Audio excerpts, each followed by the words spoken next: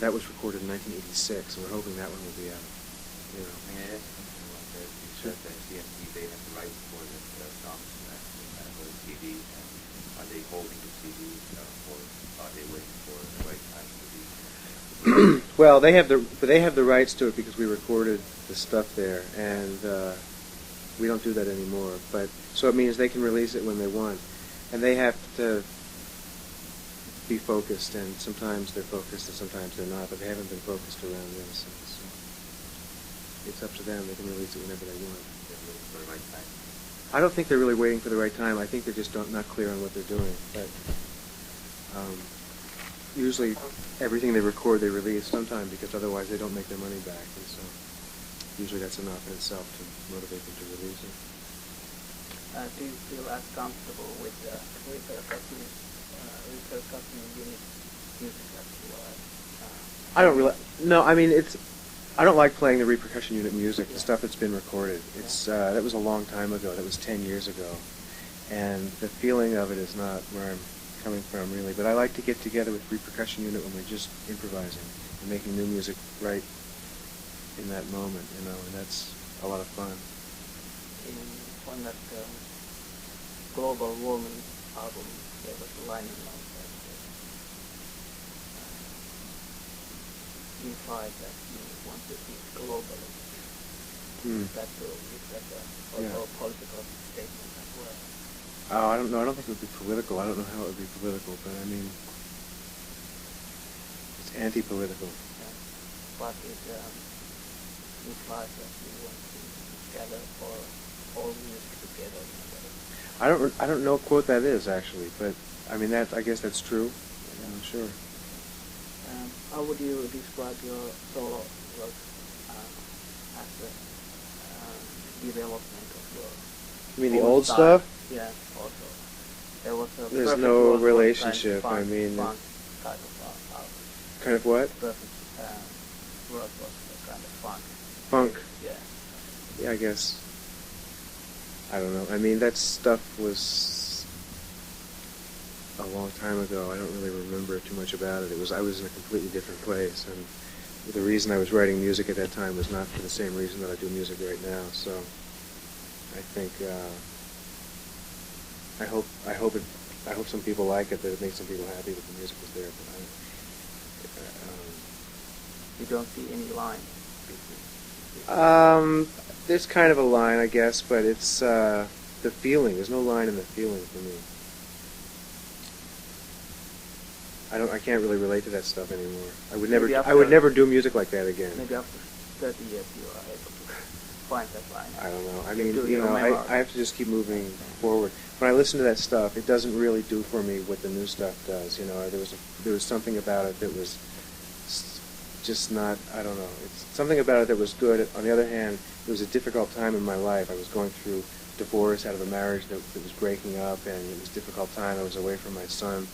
And so the music, especially Perfect World, reflects some of that difficulty. And so, rather than hear the difficulty, I can't listen to that. The new stuff is reflective of moving past that. By the way, I would like to ask, what is your favorite Jimi Hendrix song? Oh, I love them all, man. I mean, there's great stuff on all of them, but I think for pure sound, just pure sound, kind of Are You Experienced and Electric Ladyland, and Are You Experienced in a certain way. Well. Yeah, I would like to talk something about Frank Zappa. When did you first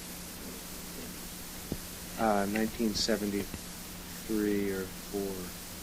And what happened? Nothing. I mean, John Bergamo was playing in an ensemble, and so I was there with him, and I just kind of said hello. I mean, he walked past me in an alley. I was standing outside, and he walked past. But you were already then an accomplished keyboard, percussionist. I was learning. Yeah, I could play, sure. So, do you play keyboard? A little bit.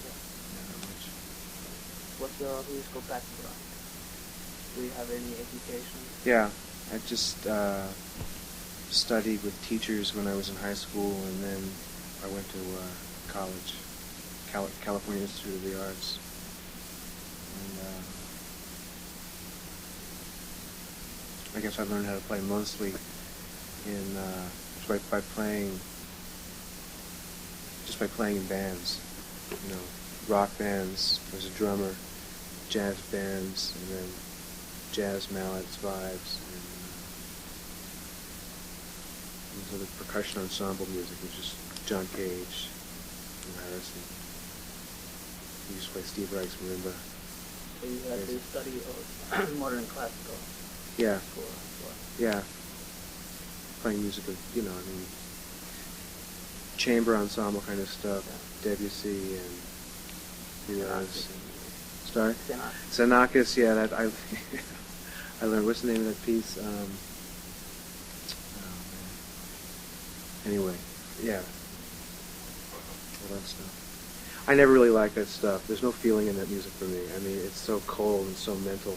It was a good training. It was a good way to learn the instrument in terms of being able to execute things, learning to execute things that are more difficult, that are a challenge.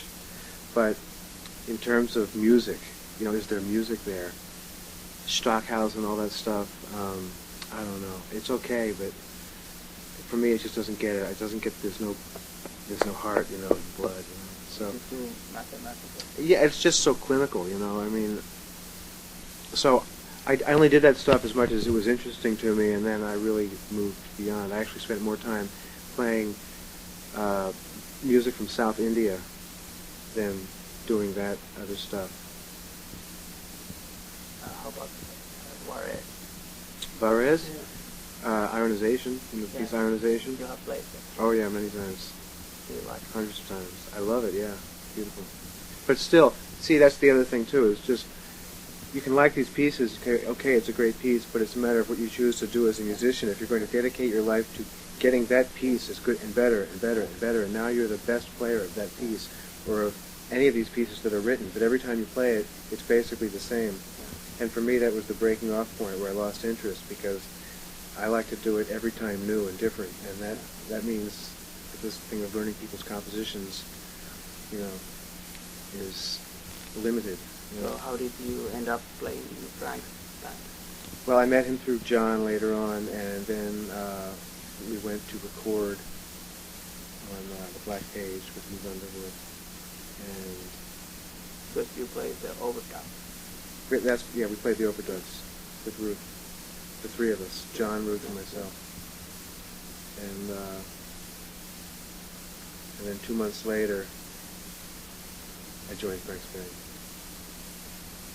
How did you find playing Black Page? How do I find it? Yeah. Then Then it was yeah. difficult, but now it's easy. It must be the most well-known piece that myself has picked up there, even I know that. Yeah, everybody seems to know it. It's become a... It's like great thing. I know. It's amazing.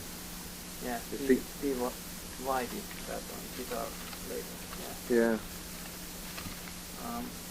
It's become like the, you know, like there was a point where everybody was playing, because Jaco Pastorius recorded Donna Lee on his solo record, so everybody was playing Donna Lee. That was the, yeah. So then Black Page has kind of become the new Donna Lee in a way, you know.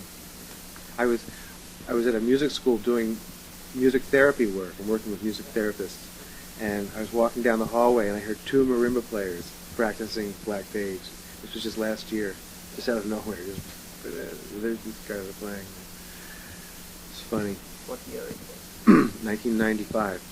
1996. No, I was 96, so it was 1995. What did you actually do for that London Symphony Orchestra?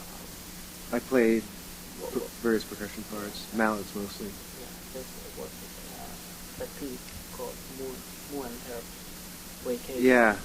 And somebody said that it's 10 times more difficult than the Black Page. It is. I would agree.